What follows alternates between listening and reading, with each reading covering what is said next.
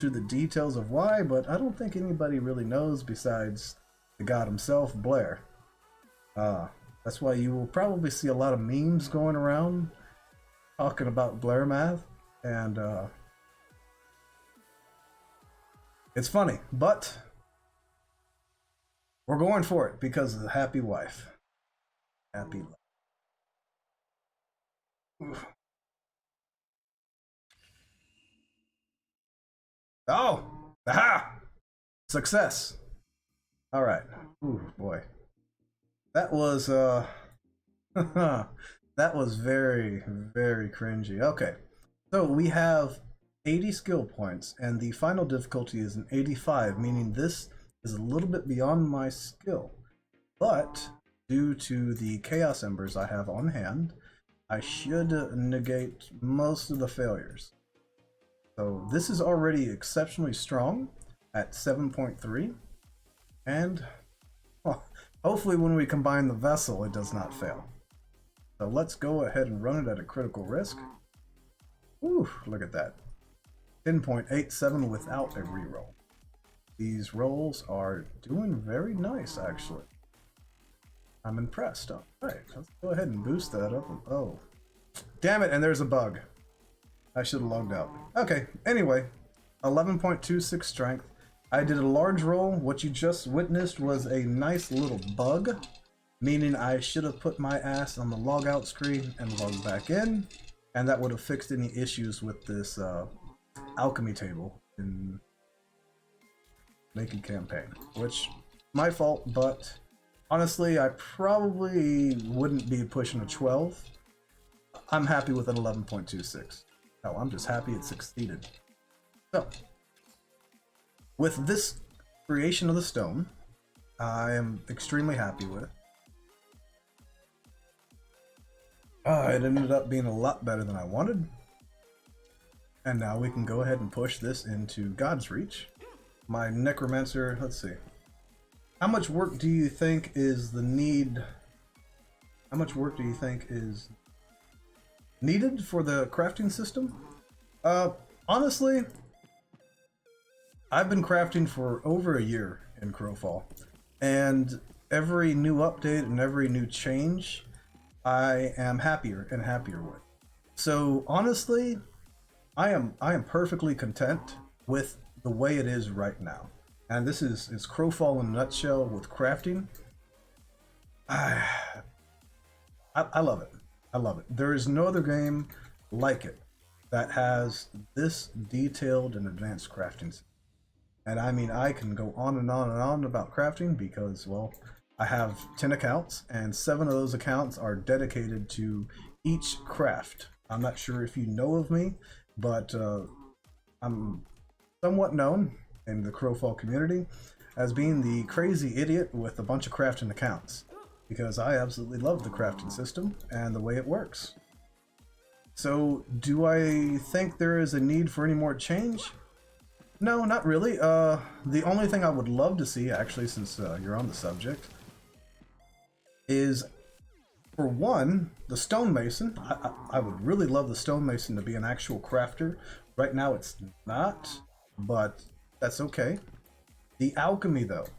Now, they introduced this new armor coating for the Dregs patch. I absolutely love it. The only issue I have with it is extremely expensive. This will put gear way better than War Tribe gear. I believe I've already crafted in the Naked campaign some nice +7.5 stat gear, and that was with green quality material, with no rerolls, with with only small rerolls, no large rolls. So if I would have spent the Chaos Embers, which is extremely expensive, I could have gotten that gear to probably 8 or 9. And if I wanted to use higher quality materials, you could be pushing 10 to 12. It's just, how much are you willing to sacrifice for additional stat boost? I'd say the green is fine at 7, but these armor coatings are extremely expensive. What I just made, a Philosopher Stone, is the equivalent to 1 piece of armor with stats on it, and that is That's a big old kick in the nuts. So I wish they would reduce the resource cost of armor coatings to make them a little bit more viable, but do like the crafting progression tree. Yes, actually I love, which, thank you, I should have probably checked this. Oh yeah, look at that.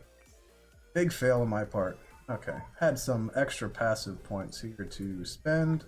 Not enough to actually boost me up that much, but still. I was able to get 0.5. Now, speaking of the passive tree. Now, this is my passive tree. I've been working on this since day one of Dregs when it hit live servers. And you want to backtrack here. I don't mind showing anybody all this information. It is very good information, and I want my community.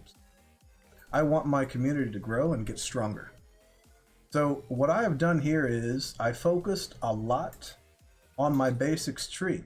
The reason being is the basic craft and experimentation points grant 1, which equals to a 0.25 on each one of these, meaning this tree right here gives you a 0.75 of a pip, meaning if you chug your or eat your pot pie, you get 1 full experimentation crafting point just off of basics tree, which is relatively cheap. Now, I don't want to go too much into detail. I know we got some things to do here, but this is what I focused on. I probably should have gone a little bit heavier into experimentation. Each 1 point equals 0.25, and this is very cheap, very easy to get. So I can always backtrack later on, which I will probably do before I go any further after I get the other half a point, since experimentation points are really the main thing. But the passive trees, I love it. I love it. Honestly, it is a rewarding system to veterans. And I think that's what a lot of games really lack, because normally it's a bunch of nonsense that they give you, like a skin on an armored mount or something. You know, I'm not going to throw any other games out there, but this one actually gives you benefits for staying and playing this game for as long as it stays alive for. And you know, eventually I'll be maxing this tree out. Hell, we're what, 3 months into in 3 months, I don't know, my brain's getting a little fuzzy here, but essentially this one crafter can start branching out and hitting all the other crafts up as well, meaning you don't need multiple accounts like I have. It's just I do multiple accounts so that I can get those trees sooner. You know, this guy is probably going to start speccing into necromancy. The necromancer is going to probably start going into alchemy, just so I don't have to constantly switch back and forth. Normally, you don't really need to. You know, they might really go into combat, since I have 0 combat on my crafting accounts. But, you know, it's, I love it. I love the way the progression is on the passive training. And look at that, I'm already a stone specialist. So, let's see here. We got slate, travertine, granite, limestone, and marble. Well, we all know that marble is extremely important to get your cinnabar. Decisions. There's always a abundance of granite, so you know what? I'll go ahead and throw my points into there. What I am essentially doing is once I hit max on this, I am going to max out 5 pip the first trees, and the other ones are a critical chance, meaning I am going to max out in this kind of order the next ones, and then I will get into the plentiful resources. Basically, I'm going to be building these up one at a time. Not one entirely at a time, but all together. So, I know that was a little bit too much extra information. I get sidetracked, definitely, when I have some lovely drinks, but So, all in all, this is a very good success. Let's hope that when I put this into my vessel, it does not fail and waste all this effort.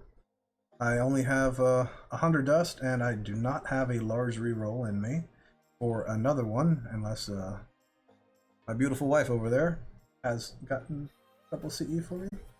but we'll see. Anyway,